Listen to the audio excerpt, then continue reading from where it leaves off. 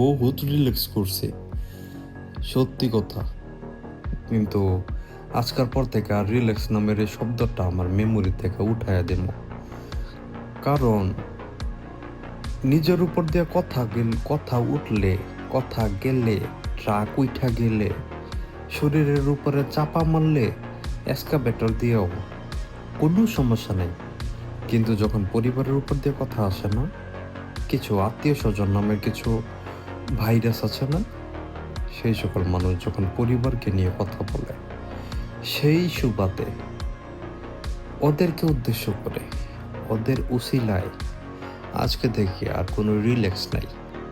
Relax নামের এই শব্দটা আমি আমার মেমোরি থেকে, আমি আমার হার্ড ডিস্ক থেকে সরাই দিলাম, রিমুভ করে দিলাম।